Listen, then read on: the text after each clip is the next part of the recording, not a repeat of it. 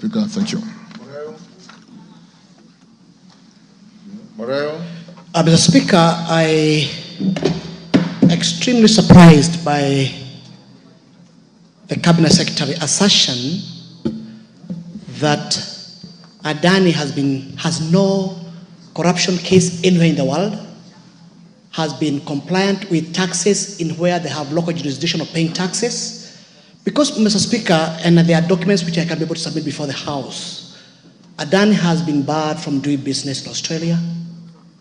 It has been barred from doing business in India, purely for the same reason we're talking about. Therefore, I think here, Mr. Speaker, the facts which have been asserted by the Cabinet Secretary are not correct, and I think they might need to get further and proper details. However, Mr. Speaker, this matter is before the court, and now maybe, since we cannot be able to discuss in much in detail, but I think I just wanted to raise that issues which are not factual, which I would like the Cabinet Secretary to just confirm, and I'll submit these papers before the House.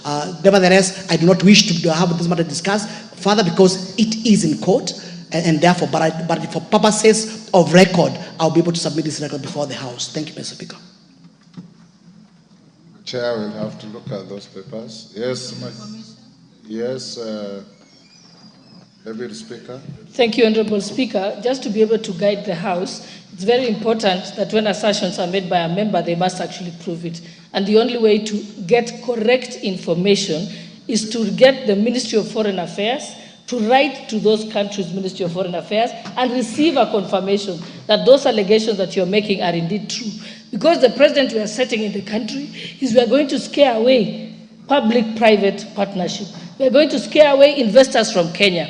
Because if we do not have money as a country, the only other way to fund infrastructure programs in the country is through public-private partnerships. And so we cannot, as leaders, be the ones scaring away investors. So I think he should be given a timeline within which to confirm that information to the public through the official channels, not by his own rumor mongering and statements. Pass on your documents to the clerk for the Speaker to look at. Majority Leader. Thank you, Honorable Speaker. First, I had wanted the Honorable Mureu to table, because he said he is tabling something. He should, as a matter of fact, table the documents but not show us WhatsApp messages. Because now what Honorable Speaker is referring are things I can see him just Googling from his phone. Honorable Speaker, you know, we cannot always treat this House as if we are... Order, Majority Leader. Honorable Mureu, you said, as a matter of fact, that you have papers. That he can table. But yes, I can see you walking to the clerk with your phone. So which papers do you have to table? Because even what is on your phone can be printed and be... Thank you, Mr. Speaker. I think electronic documents, we are at the age of information. And the only, Mr. Speaker, what I just need to do is to have it printed and give it to the clerk. That is exactly However, Mr. what Speaker, I have said.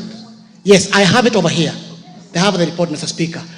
But, Mr. Speaker, I think it's important also, as we talk about the benefits of PPP, transparency is most important. This issue... Order, Honorable Mureu, you are now making a speech. I just told you, if you have documents, as you said you do have, if you have them electronically, go to the table office, print them, and table them for any member to look at. Yes, and it will not be at your cost at all. It's at the cost of Parliament. Yes.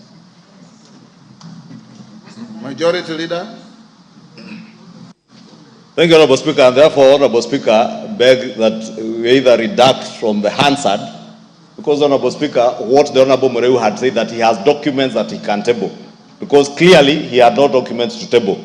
Honorable Speaker, I was just telling Honorable Mureu here, no, it's different when you are discussing matters at Kirwara Market from the House. The House, you have to come and debate with facts, not the way we debate in our marketplaces. And Honorable Speaker, because what we tend to do many a times, are to make political statements for the gallery. Because we know we are on national TV, we want to be quoted in the evening news that you have evidence, but you have not tabled any evidence and therefore must be on the Hansard and in the records of this house that the Honorable Mureu has tabled no evidence of either Adani being debarred from doing business in Australia and all the other countries he named. But Honorable Speaker, back to my question to the Cabinet Secretary. And I had wished that's what Honorable Mureu would dwell on, because the questions in the minds of Kenyans is that Adani Group was said to have initiated a privately initiated PPP proposal. We would want to know, and Kenyans would want to know, are there other investors from any other part of the world that may have had other proposals that the Kenya Airports Authority was considering together with that of Adani? Because the questions Kenyans have been asking is whether there has been transparency, whether there has been openness in the manner in which the Kenya Airports Authority and the concerned ministry has dealt with this question of Adani. And I had hoped that the Honorable Mureu would take